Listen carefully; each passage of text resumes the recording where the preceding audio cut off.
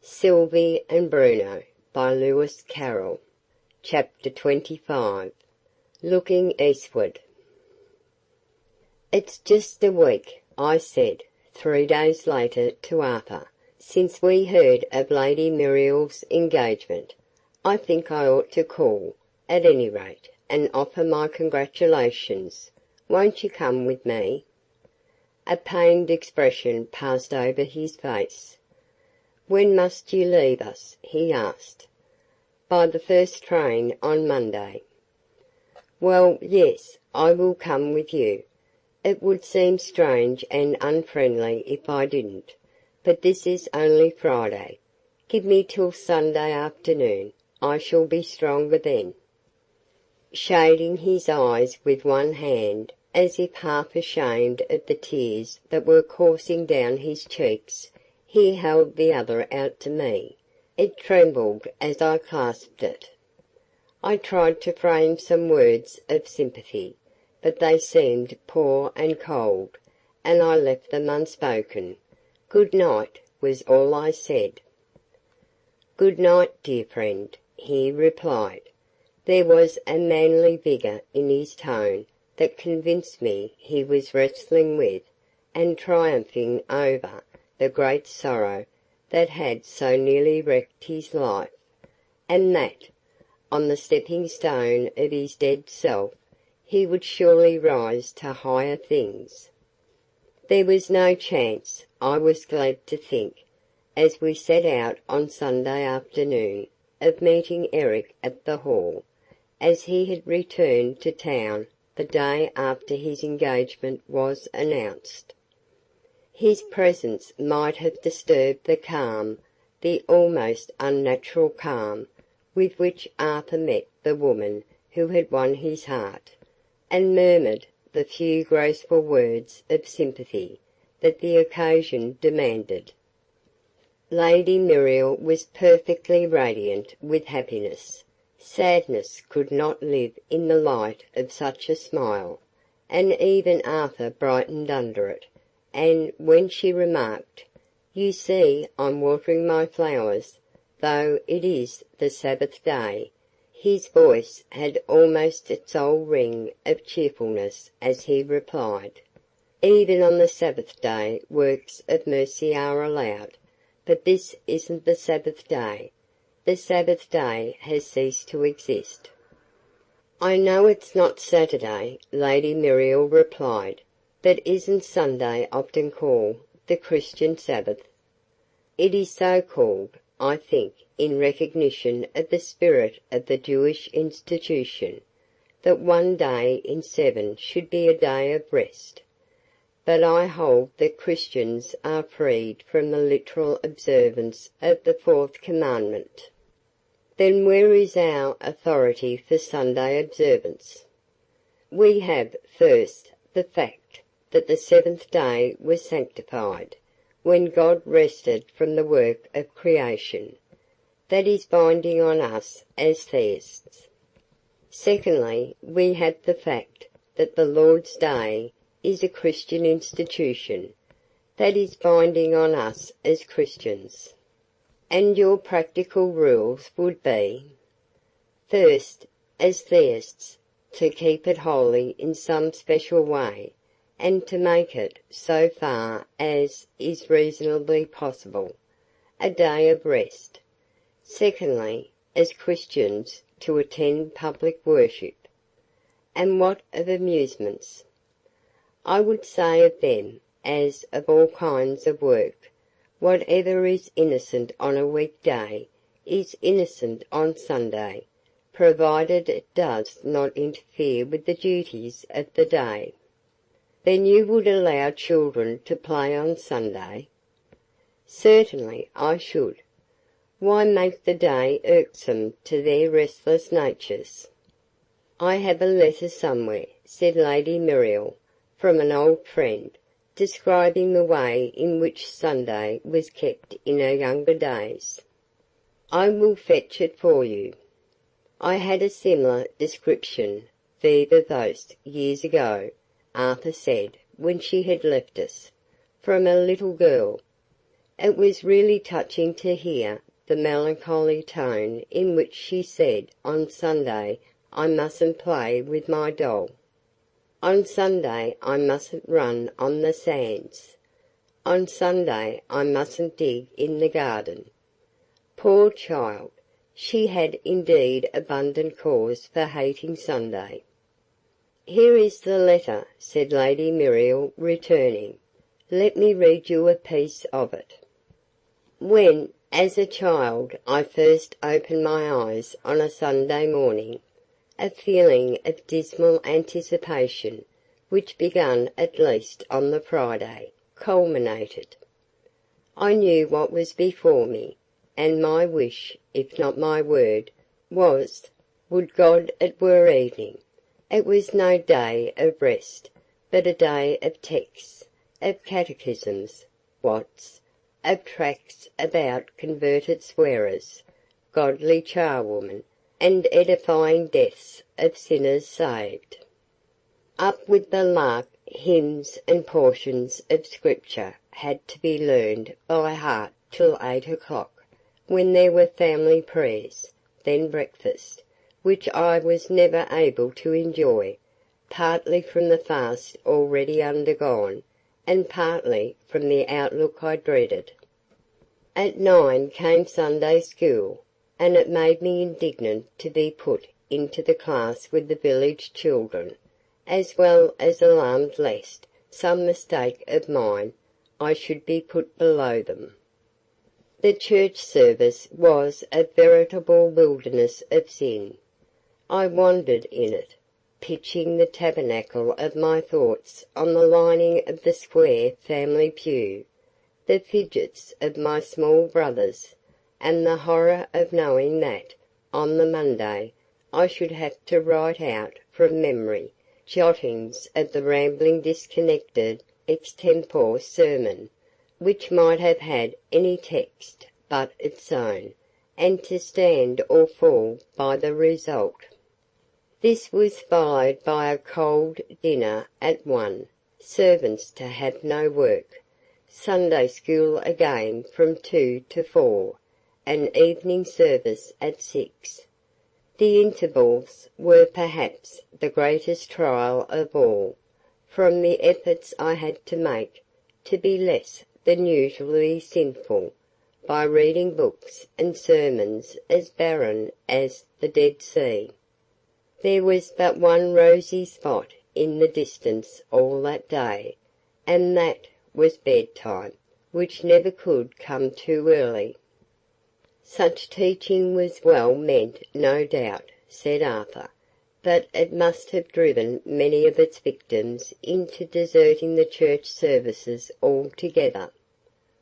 "I'm afraid I was a deserter this morning," she gravely said. "I had to write to Eric." Would you mind my telling you something he said about prayer? It had never struck me in that light before." "In what light?" said Arthur. "Why, that all nature goes by fixed, regular laws. Science has proved that.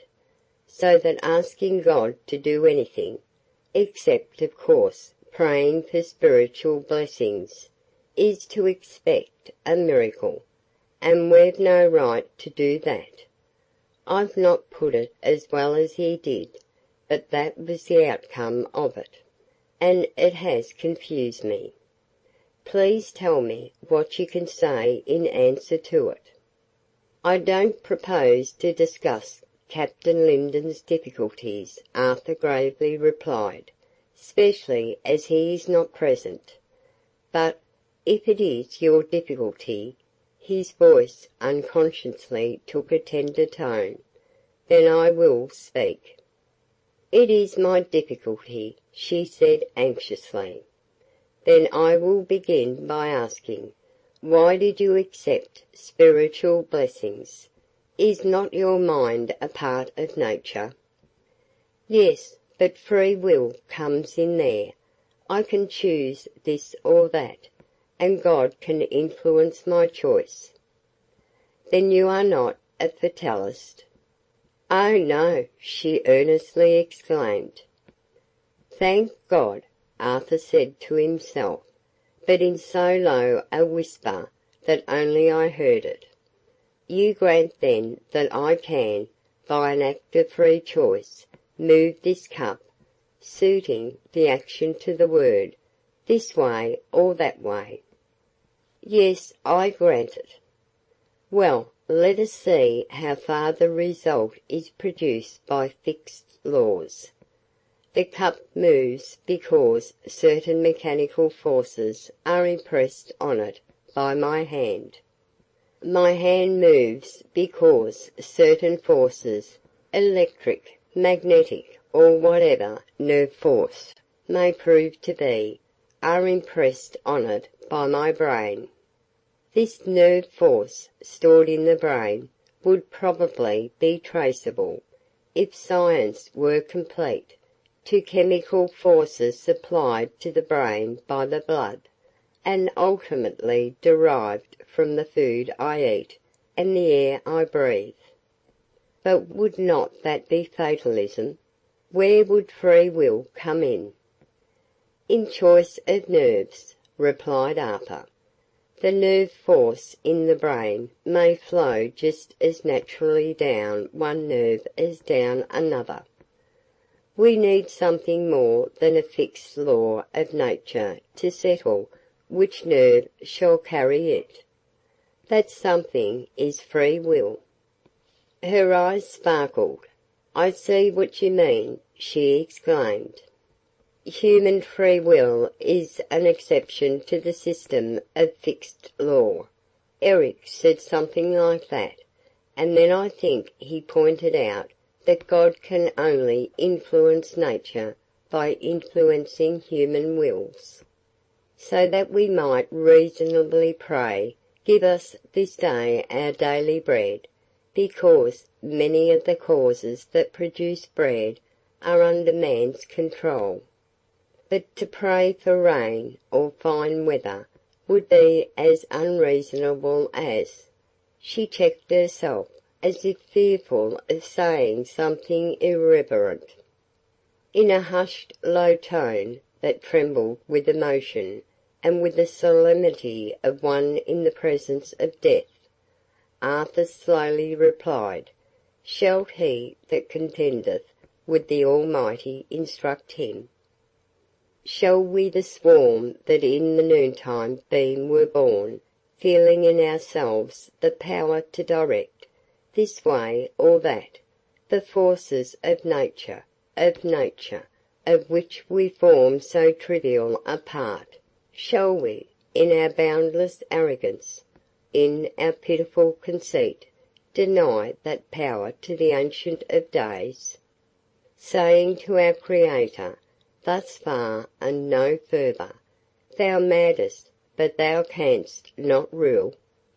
Lady Muriel had covered her face in her hands, and did not look up. She only murmured, Thanks, thanks, again and again. We rose to go. Arthur said with evident effort, One word more. If you would know the power of prayer, in anything and everything that man can need try it, ask, and it shall be given you. I have tried it. I know that God answers prayer. Our walk home was a silent one, till we had nearly reached the lodgings. Then Arthur murmured, and it was almost an echo of my own thoughts, What knowest thou, O wife, whether thou shalt save thy husband? The subject was not touched on again. We sat on, talking, while hour after hour of this our last night together glided away unnoticed. He had much to tell me about India, and the new life he was going to, and the work he hoped to do. And his great generous soul seemed so filled with noble ambition as to have no space left for any vain regret or selfish repining. Come, it is nearly morning, Arthur said at last. rising and leading the way upstairs. "The sun will be rising in a few minutes, and, though I have basely defrauded you of your last chance of a night's rest here, I'm sure you'll forgive me, for I really couldn't bring myself to say good night sooner. And God knows whether you'll see me again or hear of me." "Hear of you I am certain I shall," I warmly responded, and quoted the concluding lines of that strange poem, Wearing. "Oh, never star was lost here, but it rose afar. Look east, where whole new thousands are. In Vishnu land, what avatar?" "Ay, look eastward," Arthur eagerly replied, pausing at the staircase window, which commanded a fine view of the sea and the eastward horizon. "The west is the fitting tomb for all the sorrow and the sighing, all the errors and the follies of the past, for all its withered hopes and all its buried loves. From the east comes new strength, new ambition, new hope, new life, new love. Look eastward, aye, look eastward." His last words were still ringing in my ears as I entered my room, and undrew the window curtains, just in time to see the sun burst in glory from its ocean prison, and clothe the world in the light of a new day. "So may it be for him and me, and all of us," I mused. "All that is evil and dead and hopeless, fading with the night that is past. All that is good and living and hopeful, rising with the dawn of day. Fading with the night, the chilly mists, and the noxious vapours, and the heavy shadows, and the wailing gusts, and the owl's melancholy hootings. Rising with the day, the darting shafts of light, and the wholesome morning breeze, and the warmth of a dawning life, and the mad music of the lark. Look eastward." Fading with the night, the clouds of ignorance, and the deadly blight of sin, and the silent tears of sorrow, and ever rising higher, higher, with the day, the radiant dawn of knowledge, and the sweet breath of purity, and the throb of world's ecstasy. Look eastward. Fading with the night, the memory of a dead love, and the withered leaves of a blighted hope, and the sickly repinings and moody regrets that numb the best energies of the soul, and rising, broadening, rolling upward like a living flood, the manly resolve, and the dauntless will, and the heavenward gaze of faith, the substance of things hoped for, the evidence of things not seen. Look eastward, aye, look eastward. End of chapter 25. Looking Eastward. End of Sylvie and Bruno by Lewis Carroll.